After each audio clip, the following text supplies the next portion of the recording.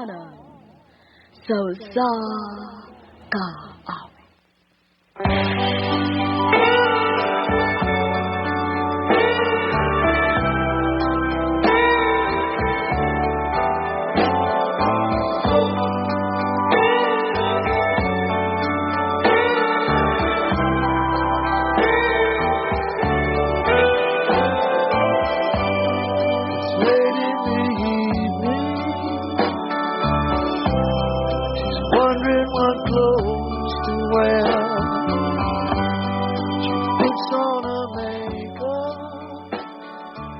Kumusta kaninyong tanan nga mga artista nga maghatag kinabuhi ning akong suwat tampo? Ilabi na sa libo-kalibong tigpaminawan ning sikat kayong handumanan sa usa ka awit. Ako si Aris, sa di pa nagusugdan sa pagsaysay nga akong sugilanon, palihog sa pagtugtog sa awit nga naguluhan. You look wonderful tonight.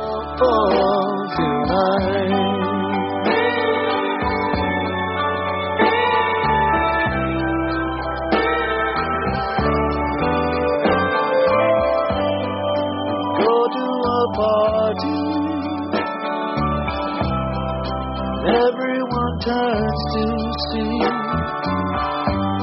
this beautiful lady walking around with me. And then she asks me, do you feel alright? And I say yes, I feel wonderful tonight.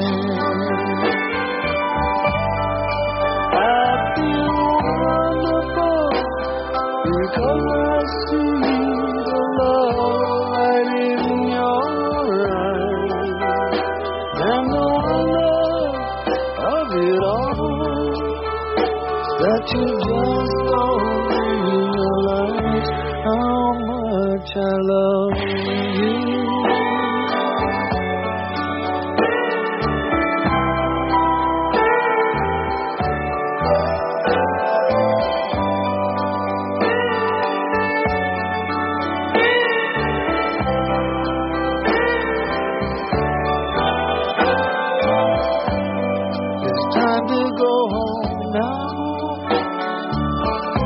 And I've got an aching head,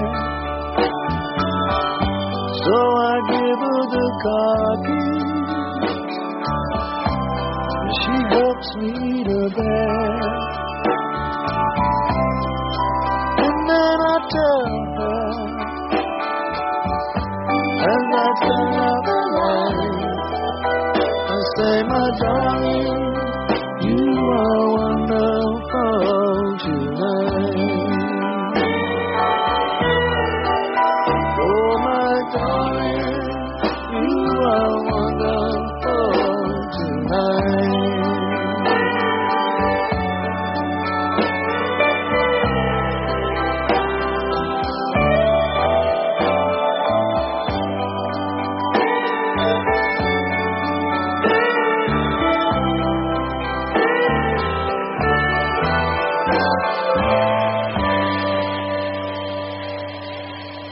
RMN Drama presents Handumanan sa kaawit.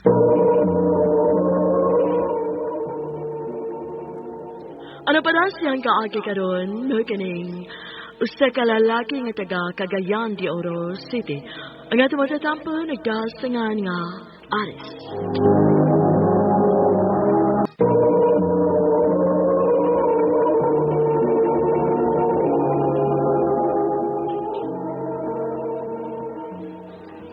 Nalingaw ka sa gitan ano tong salida?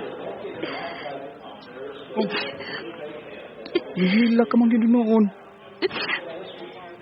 Natouch lang ko sa girl. Grabe ka siya sakitan. Himabdo siya nga, wag gidawata dayon sa guy. Kaya at first, nagdaduha ang guy kay kausa naman sila na itabo. Kunya nagdayon man sila, angan ka pa dayong mag-uol. Ako kaha, kung magsaba ko sa atong anak, imo kang i-deny. Dili ka ni mo i-acknowledge. Uy, ganun napunta man hinin ako ang issue. Tupag ka lang ko. Angkunon pa ni mo dayon. Of course. Kay naibaw ko nga ako lay imong uyab. Ka-nonsense ba ng imong pangutana? Uy.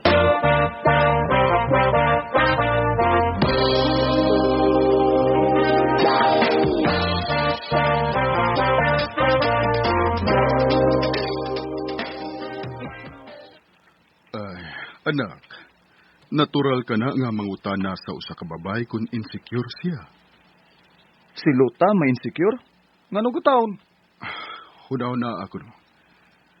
Nagkauyab mo for over 6 years. Going 7. Pero wa kapag yun mo propose ka niya kasal. Pa, di pa ko financially stable. Yes, mag 7 years na mi. Nagkauyab mi, 18 pa ko. Siya 17 pa. Hangtod karon kami paghihapon. We're getting stronger. Managsama na kamong nakatapos na sa inyong pagtuon. Ug may tagsa-tagsa ng trabaho. But we're not yet financially stable. Pues, karon pa lang, magsugod na kamog tigom. Ilabi ka na. Kay ikaw ang lalaki. Ayaw usab ka bala ka may tungod sa inyong kasal. Sagot ko na kanang tanan. Oh. Duha lang kamo nga akong anak. Og wa ko'y nahimong problema sa kasal ni ate nimo. Kay giangkon man sa lalaki ang tanang gasto. Ikaw ra may akong gastuan. Pa, I'm still not ready. Mauna diha. Anaa ka nimo ang problema, anak. Wa ni Luta. Ikaw ang dili pa andam wholeheartedly. Wa pa ko matagbaw sa kung pagkaulitaw pa. That's it. Unya, kanus sa kapawan mo andam? Unya na bakon. Si Luta na usab, unya ang mudi.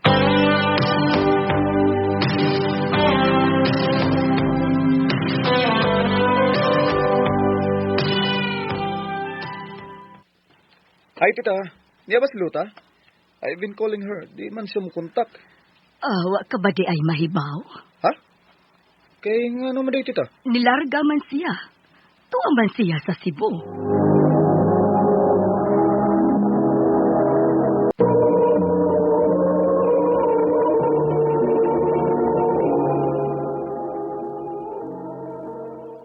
May kay nakunta ko na ikaw. Nga nung ka magsulti na ako nga mularga man day ka Cebu. O saan ko mas pagsulti ni mo? Nga permi man kang busy. Busy sa imong firing range. Busy sa trabaho. Overtime. Busy hanging out with your friends. Gihimo na nimong issue? Oo. Gihimo ko ka ng issue. Ug gikapoy na ko, Aris. Unsa? Unsa gikapoy ka na? Cool off ng una ta. I need space. Pangitaon na imo kaugalingon. Kay pangitaon ko sa mga akong kaugalingon. Nga nung wa man na nimong isulti na ako in person. Kinahanglan ba gyud di ay nga over the phone lang? Di kinahanglan. Aron dili mo usab ako huna-huna. I'm so weak when it comes to mo. Cool off ng una ta. Oh.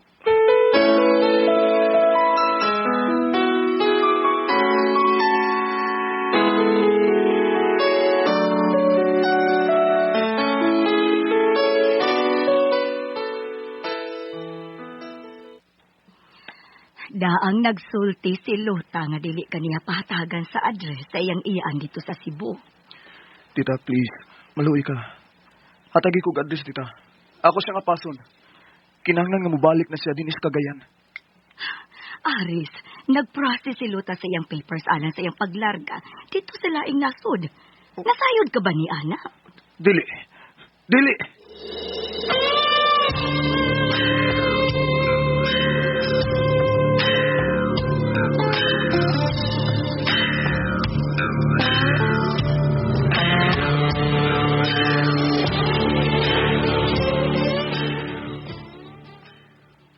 Then go.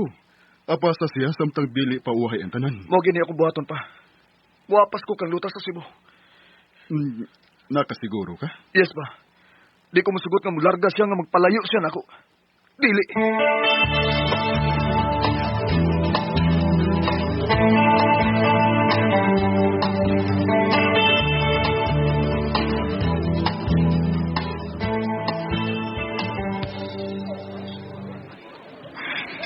Nihatagan ka gyud ni Mama sa akong address din sa Cebu.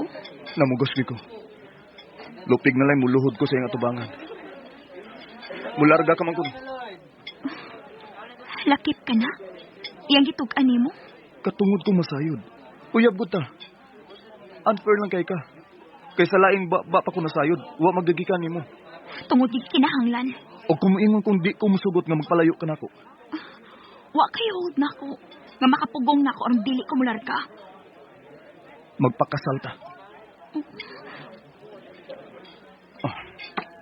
Nasayod ko. Nagpaabot ka nining higayon. Nia, I'm ready. Will you be my wife? Kung dawaton nimo nga akong proposal, magpakasal ta. Anytime nga gusto mo. Yes. Yes, gusto ka. I've been waiting ni higayon na. Nga ma-propose ka na kong kasal. Nagtuwa ko wa ka nagkiplano magpamahitong ko din eh. Not with me. Tingalig laing girl lang imong gitaganan si mong proposal. Cornera ka. Will you be my wife?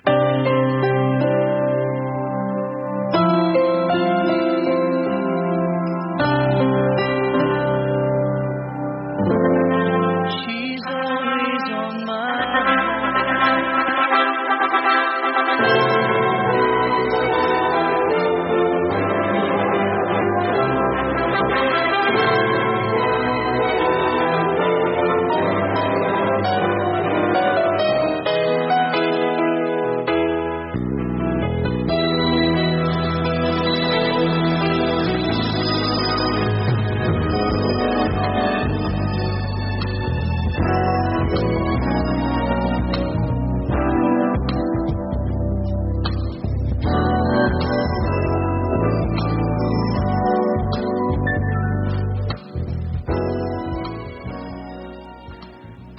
Karon, Mr. and Mrs. na kita. Ako na kita sa impit. I love you. I love you most. You look wonderful tonight. Karon ready ay? Uy, always mo na. Pero, lahi gyud karon. Aris. Special alang ka nato karkapiona. First night nato isip magtiayon. The more you look wonderful tonight. I'll be gentle. My first time. The more that I love you. Aris.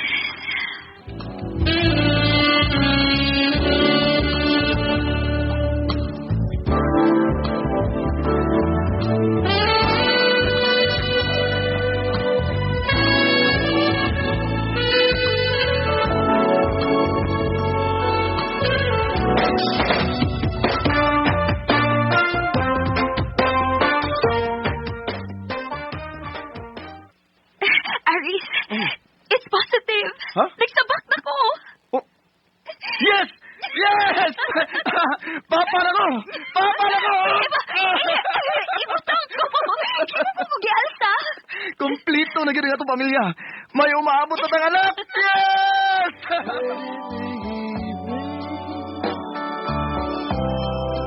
wondering what clothes to wear.